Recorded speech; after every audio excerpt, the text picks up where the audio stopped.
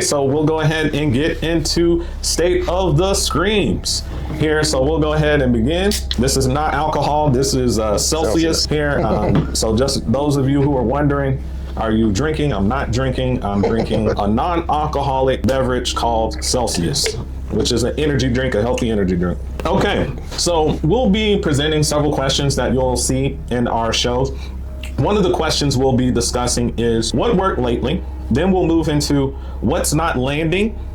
We'll talk about one trend that we're worried about. And then lastly, we'll talk about one thing that gives us hope. So let's go ahead and start off with what worked lately here. So one of the things that we've seen this work lately is with some of our subscribers here. One of the trends that we're noticing is that there's a lot of younger men who are just subscribing to the channel and very interactive, and we appreciate the interactions for all of you, especially those young men who are routinely commenting on the channel, providing positive opinions, even when they disagree with us about our views on certain movies. Yeah. And so I think that provides us with hope. So Ryan, what are your thoughts about that?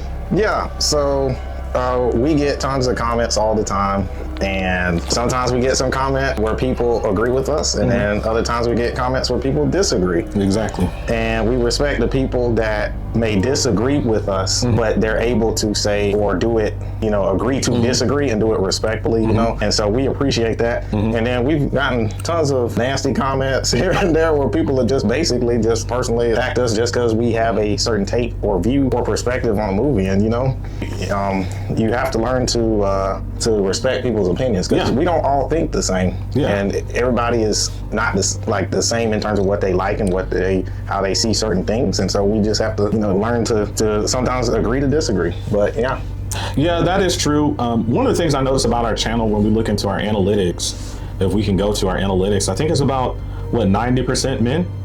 I'm going to the analytics right now, looking at our audience here, and we'll look real quick because last time I checked it was like 90% in here. Yep, it says on here exactly 90%.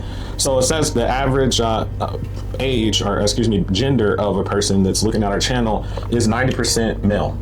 So that means that our audience, what we mainly speak to, is for men. Obviously, with a channel named Fright Brothers, it's going to have primarily a masculine type of appeal to it, which I don't mind because I'm a man and I want to help improve men, and I want to use in part this channel to do so.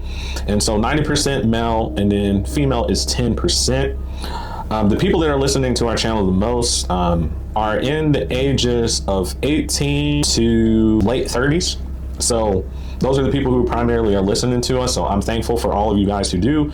Most of you guys are from the United States. We have some folks from Canada. Shout out to the Canadians. And the United Kingdom is our third most watched area. And so we're very grateful that you guys are tuning in, watching our reviews, but we're going to give you some more value-based content as we move through our discussions. And again, my hope, like when we're doing these videos can take us 8-10 hours to do, because we got to watch the movie. That's about 2 hours, and then we have to do scripts, and that takes us an hour or 2-3 hours to do a script to really kind of dissect the movie and come up with our thoughts, and then an additional 5 to 6 hours to edit the movie. So we're spending 10 hours plus per movie. And the thing that gives me hope, because right now we're not monetized on YouTube, but what gives me hope and keeps me going is to see those young guys who are commenting, who show their views and talk about their views, and to see how this channel and us talking about our faith along with our views on certain movies is of encouragement to others here, because many review shows don't really want to get into faith-based commentary on their review. And I think it's because they want to hide what they believe, so they can get a larger audience, so they can make more income. And we're trying to do a different approach. We're not concerned about making income, because Ryan's in STEM, I'm in STEM. That's our income, is based on the money that we make outside of this channel, and we're going to keep our day jobs. So we don't need necessarily this channel to be monetarily prosperous, but we want to use this channel, the purpose, to help the younger generation, mainly Gen A, but younger Gen Zers, if you're out there, to help have a positive outlet where you can see people talk about movies in a masculine way, because most of the time masculinity is not really talked about. Anything else on that, Ryan? Masculinity is just, if you look at these movies, there's a lot of subconscious shots taken towards positive masculinity. There's never any healthy masculine characters in any of these TV shows. Stranger Things is where we didn't really see that much healthy masculinity outside of Hopper's character, but you know, he had his issues and so he was kind of negative and all. But yeah, so we're just, you know, trying to promote positive masculinity, and we want to see that in a lot of the media that we consume, and we're not seeing that, and that's what we're trying to do. And I would say it's not just subconscious. I think it's intentional attack on masculinity to basically, and one of the podcasts that I listen to is Order of Man by Ryan Mickler, I believe. And on the podcast, he talks about this theme of men being put in a box, and basically this box, like it's like break this box and pull out the axe when something drastic occurs. Yeah. And like when a fire occurs. But outside of that, keep men in that box. Like, right, when chaos ensues, we call the police, who are predominantly men. When chaos ensues, we call the soldiers, who are predominantly men, to come save the day. But in regular society, when there's peace, we don't want men around. In fact, we talk negative in a lot of these shows in Hollywood, purposely write masculine characters out, or they show them in bad light in every situation. And therefore these younger kids, Gen Alpha and the younger Gen Zers, are not seeing positive masculinity in the movies, in the shows that they're watching and stuff like that. And what we want to do is to talk about that, shed light, and inspire the younger generations to be creators, that you can be conservative and be a creator and an artist in the film industry. We want to inspire those type of people. And just real quick before we move into what's not landing, I want to shout out to the quarterback, Fernando Mendoza. I just saw that game on Monday night. I'm not an Indiana fan. You know, I'm more of a Southeastern Conference fan. I grew up in the South. I've always, I went to college in a Southeastern Conference school. SEC school. So I root for SEC, but I want to shout out QB Mendoza, man of faith, young guy. I was rooting for him to win that game, and he led his team to a national championship with his coach there. 16-0 record. 16-0 record, talking about faith, talking about Jesus, and then seeing his mom, who has some type of illness and she can't walk, but he's out there carting her around, hugging on his mother, and then also seeing his father didn't leave his mom when she had her illness. We talked about that there in the movie 28 years later, where you see one of the main characters leave his ill wife, and we talked about how men are more likely, 6 times more likely, to leave their wives when their wives have some type of incurable illness. And so it's great to see positive masculinity there. I just want to shout that out. Anything on that before we move on? No, I mean, I think you hit it on that. Shout out to Mendoza. I mean, 16-0. 16-0. He's going to be the #1 draft pick. You heard it here. Impressive. He's going to go to the Raiders. I think Tom Brady is falling in love with this guy. I think this guy can be a great franchise quarterback. I look forward to him. I'll be rooting for you in the NFL if you're out there. Shout out to you, Fernando. So let's move on. So what's not landing? So we wanted to talk about the Oscars. Just came out with their nominations for March 15th is when the Oscars will be held here. Ryan, growing up, what did you think of the Oscars as a kid? I had mixed opinions. I didn't think too much about the Oscars because the Oscars, they tend to have movies that I'm not a fan of. And then another thing is they never nominate a lot of these horror movies, and the ones that they do nominate, they're not real horror. Like, they're not real horror. They're kind of these kind of movies that no one's really heard of. They weren't actually in the movie theater. A lot of them were. They were kind of in these kind of cultish, like these little, like what do they call those things?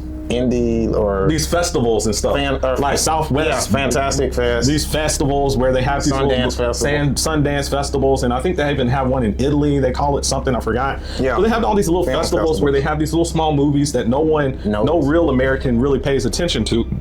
And they go around and then they use these movies and they throw these movies and make them Oscar worthy. And then you have these people here primarily with these non-masculine speeches, bash a lot of positive masculinity in there. And I remember that as a kid. I used to like the Oscars as a kid because I remember when I was a kid, Denzel Washington won the Oscar there. I think it was for Training Day. I was a kid at the time. Probably shouldn't have been watching that movie, but did so, you know. And I was happy when he won it. But outside of that, I noticed as I got older, especially as a teenager, which was several years after that, I noticed that this transition into this political kind of wild stuff and then people were using the Oscar speeches as kind of like a political maneuver, and it was usually against seeing positive masculinity. So that's something I would say that's not landing today. Let's talk real quick about the Best Picture and also the Best Actors. So we'll start off real quick with our Best Actors nominations for the Oscars. Yeah, there's a few of them. So there's several of these guys that were nominated, and I just wanted to give a different lens on how we see this, especially if you're a young man, how you would perceive this kind of stuff. So we have Timothy Chalamet for Marty Supreme. Who else do we have, right? We got Leonardo DiCaprio. What movie? He's got One Battle After Another. We have Ethan Hawke in Blue Moon. And Michael B. Jordan in Sinners. And then we have Wagner Moura in The Secret Agent. So we have seen Sinners, Michael B. Jordan in that one. And then I have watched some podcasts on some of these others, like Marty Supreme, One Battle After Another, Blue Moon. And I've done some research on The Secret Agent. 4 out of 5 of these movies don't promote positive masculinity. So let's talk about it real quick. So Timothy Chalamet is likely to win this from what I'm hearing on the podcast, like Big Picture and several other podcasts that I listen to on this type of stuff. They believe that he's going to win it for Marty Supreme. But one of the things that I'm seeing, when I say they, I'm just saying that there's this, not necessarily the two hosts of Big Picture, but what the overall environment in Hollywood is. So a lot of people are liking Timothy Chalamet. I mean, he's a young guy. I think he's close 30. To Ryan's age. So 30. So around our age here. And he's up for this award. And I went and read the plot, and the plot is about a man who sleeps with another man's wife, gets her pregnant, and while he's doing that, he's winning tournaments in table tennis. So Ryan, what are your thoughts about this plot, and how does that affect, or what light does that shed as far as masculinity? Well, it definitely gives masculinity a bad name, for one. I mean, the fact that somebody is having an affair, with another man's wife. With another man's wife, getting her pregnant, and then more concerned with playing table tennis than getting a real job. Yeah, than a real job, and also his repercussions of what he's done, or not seeing, what he's done as being just straight up wrong. Yeah, I mean, it's wrong. We have a similar situation, Leonardo DiCaprio in One Battle After Another. Now, we've watched some of the reviews for that, and then I've read the plot about I'm not going to see the movie, or Timothy Chalamet's Martin Supreme, because it's a distaste, it's a slap in the face to positive masculinity. But in Leonardo DiCaprio's character in this particular movie, One Battle After Another, he's a deadbeat dad, he's a stoner. Think of it, he's playing a role of people say middle-aged, this guy's 50 years old. So a 50-year-old man who has a teenage daughter, and he's a stoner and doesn't have a real job. And he's playing a role of like this kind of against the government type of stuff. And so again, it's a slap in the face to masculinity, positive masculinity, because not taking responsibility for his daughter, not being an example to his daughter and stuff like that. What are your thoughts, Ryan? It just makes men look bad. And it's crazy that people make movies and get celebrated. Intentionally about doing the wrong thing. Doing the wrong thing. And we're having this Oscar type thing, and everyone's applauding these people for playing negative masculinity here. We have some more. I'll talk about these other two here. So Ethan Hawke in Blue Moon, his character is this 47-year-old man, and he's trying to get into a romantic relationship with a 20-year-old woman. And then eventually, according to the plot, he ends up dying after the woman rejects him. Again, this is a negative masculinity here, because positive masculinity, you would be dating someone within your age range. Right? We understand that people can be a little bit different ages, but I think a 47-year-old man, and the actor is actually mid to late 50s. Ethan Hawke is almost 60 years old, and he's trying to date, and he looks like a 60-year-old man, and he's trying to date a 20-year-old woman. So think about that. 60-year-old man falling in love with a 20-year-old woman who just graduated high school. It's just baffling, not right? to mention Ethan Hawke's daughter, Maya Hawke, is 27, so it's like, man. And so we're trying to award these people, again, not positive masculinity, and that being awarded and nominated for an Oscar for playing a role that brings down masculinity. Let's go with another one real quick. Michael B. Jordan in Sinners. Here, now you would think because we're African American that we're just gonna like Sinners go with the movie. Oh, it's so good. It's so good. Now, two twin brothers. Yeah. Stack and Smoke, and both of them in some way are not positive masculine characters. So they're gangsters. Yep, they're gangsters. And they stole money in Chicago. They were gangsters. They start this juke joint, which promotes debauchery and sin and all this kind of stuff. Drinking and gambling. And then to top it off, one of them, his romantic interest is someone who's practicing voodoo. And the other twin romantic interest is married. And he's having an affair with her, and she's a married woman. So again, the lack of positive masculinity. And all these people are being applauded. Because they're playing roles that actually do not promote masculinity, positive masculinity for younger up and coming boys and men. And these are the people that we're applauding and giving awards to. Now, the person that I hope wins the award from basically the plot, I haven't seen the movie, but from the plot summary, I hope Wagner Moore wins this award for The Secret Agent. If the plot is accurate from what I've read, he's a professor who's a former professor. His government, I guess, or so, his Brazilian government is being unjust towards him and his son in the community. And he's standing up for freedom in that particular environment, is from what the plot summary is. So if the plot summary is accurate, and maybe, unless I'm missing something here, I would prefer that he win the award, because I want to see positive masculinity. I want to see someone who's a good example for their son, especially in this situation. And then just real quick, Ryan, we'll touch on big picture. So if you can just talk about real quick who is being nominated for big picture or best picture. Excuse me. Okay, so there's a few films on here. You got Begonia is one of them. One, we have Frankenstein. We have Hamnet. Marty Supreme's in there again. We got One Battle After Another. Secret Agents in there again. Sentimental Value, Sinners, and then Train Dreams. Yeah, so we haven't, again, this is the problem with a lot of these awards, especially the Oscars, is they're awarding people who weren't actually in the movie theater. Or if they were, real Americans didn't actually go see them play movies, but they're winning awards as if we all know who they were in these movies that no one actually saw. Yeah. And so again, it's from what we've talked about here, like with the best actor, the best picture is a similar way. It's these movies, from reading the plot summaries and stuff, aren't about promoting positive masculinity. And so it's a shame. If you are a young man out there, I'd probably say just don't watch the Oscars. You know, why give them view time when they don't even promote positive examples for you all? So let's go ahead and move on to one trend we are worried about. So Scream 7, Ryan, what are your thoughts? Okay, so Scream 7, we are anticipating that this film is not going to be very good. And the reason being is because of the casting and the change in casting, and then the change in the writing. With the casting, we have an exit from Melissa Barrera and Jenna Ortega. They've departed from the cast. There was a controversy. We're not going to go into the controversy because we'll leave that alone, but they're not a part of the movie. So what are your thoughts about this movie that's coming up here in about a month? So with me, I thought personally that those two were very good. They played very good performances in the previous two installments, and they actually did some of the better acting. And just seeing that they're not going to be there, it just leads me to believe that we're not going to have a good film, along with the fact that Kevin Williamson is not going to be writing this. He's not in charge of writing for this film. He's just directing. So what about you? What do you think? I see Kevin Williamson more as a writer than a director. Back in Scream 3, he actually turned down the writing role in order to direct another movie and stuff, and that was a bust. So he doesn't really have a good track record of being a director. If you guys recall, Wes Craven was the one who came up with this, who directed the Scream franchise, the original trilogy. And so we have some issues, and then we talk about the radio silent writing.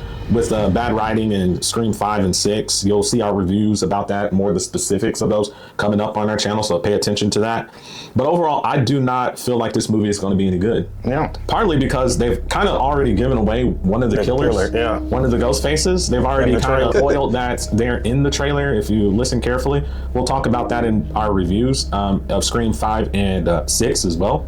And then just also it's going to be hard to replace Jenna Ortega and Melissa Barrera, especially in the third film of the trilogy, of this new trilogy, this requel trilogy.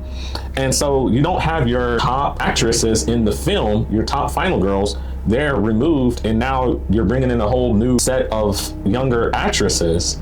I just don't see this working out just like you. I don't see it. I'll be surprised if they can pull this one off. Yeah, because the expectations are high. I mean, this is the 7th installment in a very, very, very large franchise base. And, you know, with the departure of some characters that we grew on from String 5 and 6, them just being taken out of the film. Exactly. Yeah, and then they keep bringing these legacy characters back. And it's like I said in some of our reviews, stop bringing all these legacy characters back in. Yes.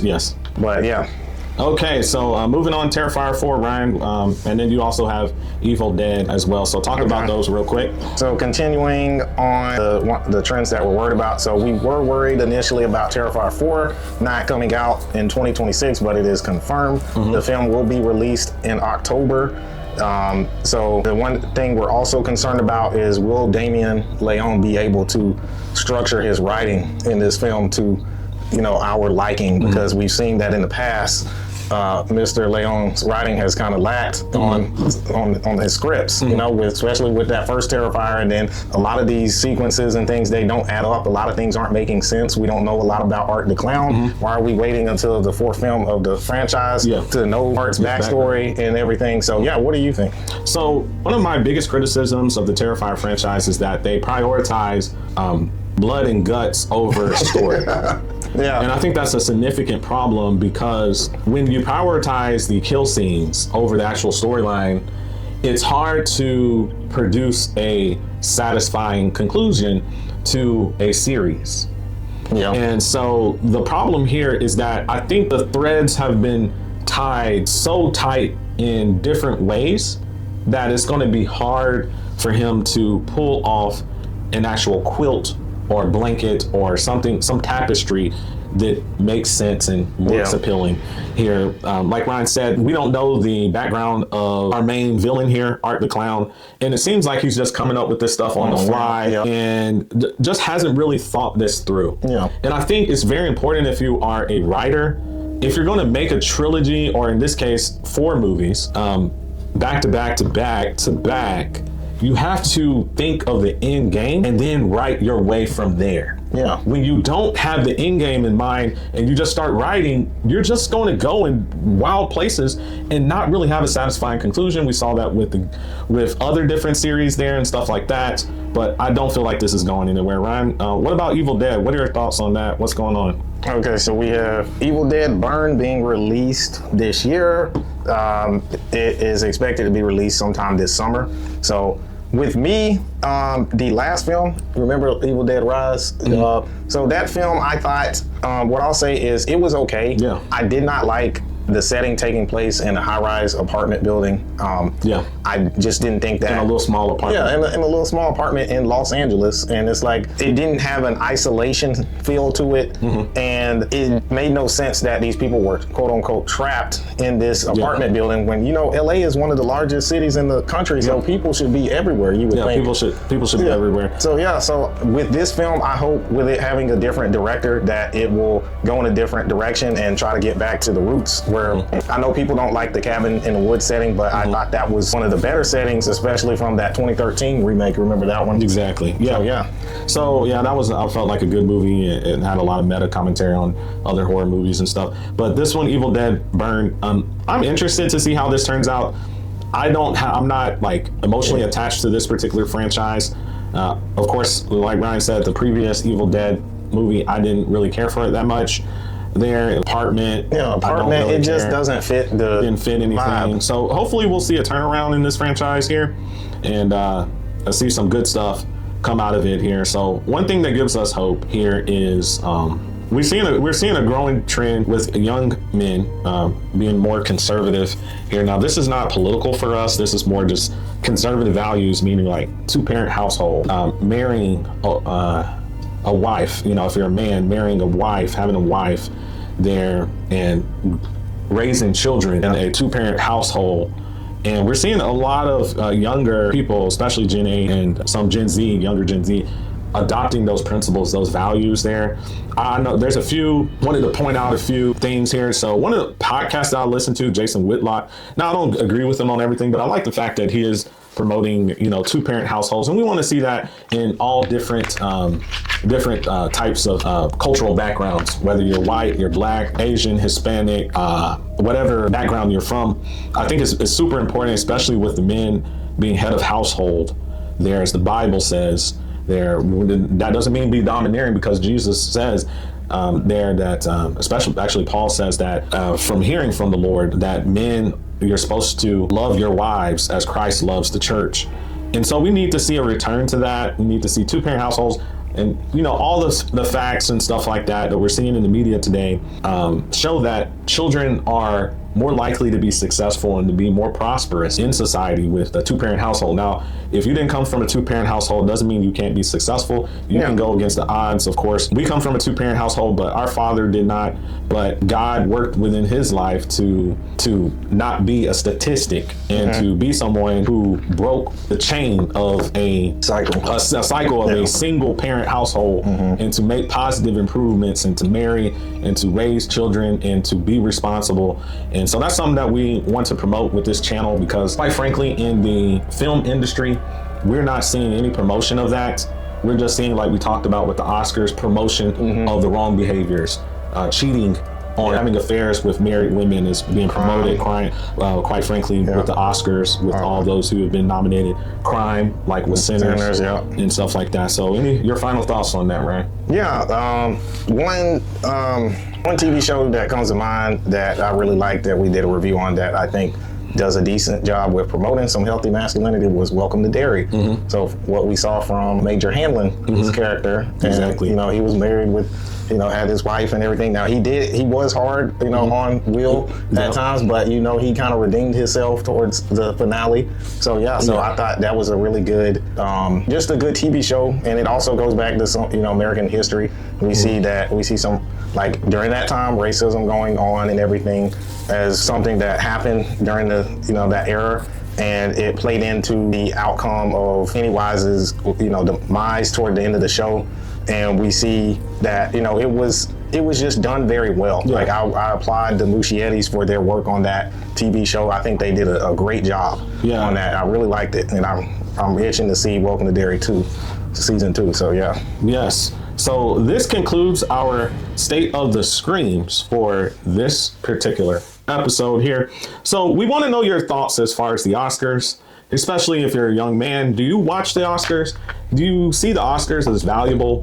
What are your thoughts on the Oscars? What are your thoughts on positive masculinity?